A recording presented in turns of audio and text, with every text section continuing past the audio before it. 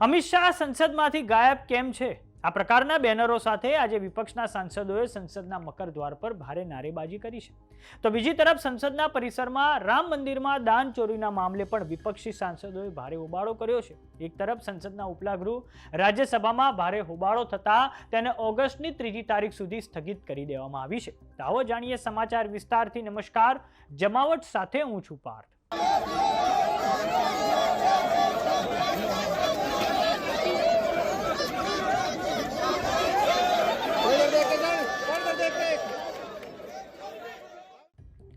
આજે સંસદના પરિસરમાંથી ખૂબ જ રસપ્રદ દ્રશ્યો સામે આવ્યા છે, જેમાં વિપક્ષના સાંસદો દ્વારા રામ મંદિરમાં જે દાન ચોરી થઈ તે મુદ્દે એક નાટક ભજવવામાં આવ્યું છે, જેમાં સાંસદ પપ્પુ યાદવ પૂજારી બન્યા છે. આ પછી લોકસભાના વિરોધ પક્ષના નેતા રાહુલ ગાંધી દાનપત્રમાં નાખવા જાય છે અને આ પછી પૂજારી સાંસદોને પગે લાગે છે. એટલું જ નહીં, પૂજારી બનેલા પપ્પુ યાદવ દાનને દાનપાત્રમાં નાખવાને બદલે પોતે જ લઈ લે છે. તો હવે સંસદમાં પેપર લીકના મુદ્દા પછી રામ મંદિરમાં દાન ચોરીના મામલે પણ હવે આજે ગરમાવો આવી ગયો છે અને આ પછી લોકસભાના સ્પીકર ઓમ બિરલા દ્વારા આ સમગ્ર નાટકને લઈને ટિપ્પણી પણ કરવામાં આવી છે. તો આવો સાંભળીએ તેમણે શું કહ્યું છે. सदन के अंदर तख्तियां लेकर आकर बैनर लेकर आना ये संसद की परंपराओं और मर्यादाओं के अनुरूप नहीं है और कुछ मान्य सदस्य तो वेश बदल कर संसद में जिस तरीके से पहनकर आते हैं, मेरी उन मान्य सदस्यों को चेतावनी है. संसद या संसद के परिसर में मुझे कई मान्य सदस्यों ने मिलकर और लिखकर दिया है कि संसद भवन और संसद परिसर की पवित्रता बनी रहनी चाहिए, मर्यादा बनी रहनी चाहिए. लेकिन आपको जनता ने चुनकर भेजा है संसद में चर्चा संवाद के लिए. आप सदन की पवित्रता को समाप्त कर रहे हैं, उसकी गरिमा को समाप्त कर रहे हैं. मैं आपसे पुनः आग्रह करता हूं कि आप अपनी अपनी सीट पर विराजें. વાત કરીએ લોકસભાની, તો લોકસભામાં આજે પણ વિપક્ષ દ્વારા ભારે હોબાળો કરવામાં આવ્યો છે. આજે રાજ્ય કક્ષાના ગૃહમંત્રી નિત્યાનંદ રાય જન્મ અને મૃત્યુ સુધારા બિલ 2026 લઈને આવ્યા હતા.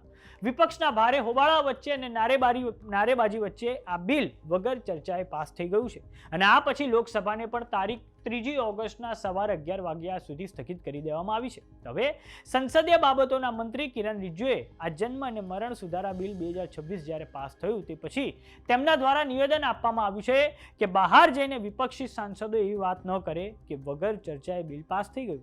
અફસોસની વાત એ છે કે લોકસભામાં આ બિલ પાસ થઈ ગયું, પરંતુ વિપક્ષી પાર્ટીઓએ આ બિલ પર ચર્ચામાં ભાગ જ ના લીધો. અમે ઈચ્છીએ છીએ કે ભવિષ્યમાં આવું ન થાય. તો આવો સાંભળીએ સંસદીય બાબતોના મંત્રી કિરણ રિજ્જુએ શું કહ્યું છે. माननीय किरण रिजिजू जी,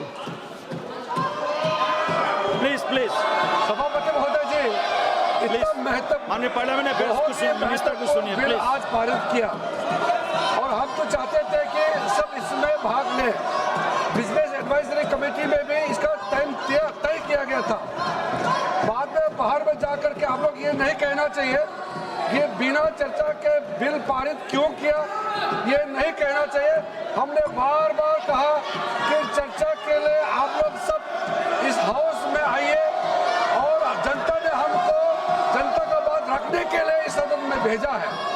मैं कांग्रेस के सारा साथियों से भी बार बार गुहार लगाया कि महत्वपूर्ण बिल पे चर्चा होना चाहिए. लेकिन अफसोस की बात है कि इतना महत्वपूर्ण registration of birth and death amendment bill pay आज यहाँ पारित किया गया है लोकसभा के सदन में, लेकिन विपक्ष के साथियों ने किसी ने भी इस बिल के चर्चा में भाग नहीं लिया. ये दुर्भाग्यपूर्ण है. हम चाहते हैं सब बोले, भविष्य में आप लोग ऐसा मत कीजिए.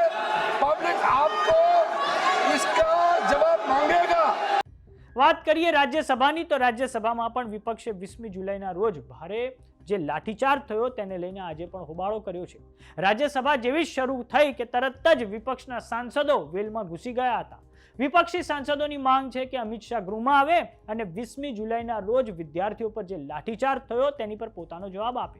જો કે આ જબરજસ્ત હંગામા વચ્ચે ચેરમેન સીપી રાધાકૃષ્ણએ રાજ્યસભા ચલાવવાની કોશિશ કરી, પરંતુ હોબાળાના કારણે તેને પણ હવે સોમવાર સુધી સ્થગિત કરી દેવામાં આવી છે. આમ સંસદના બંને ગૃહોમાં આજે પણ વિપક્ષ દ્વારા ભારે હોબાળો કરવામાં આવ્યો છે અને હવે બંને ગૃહોને સોમવાર સુધી સ્થગિત કરી દેવામાં આવ્યા છે.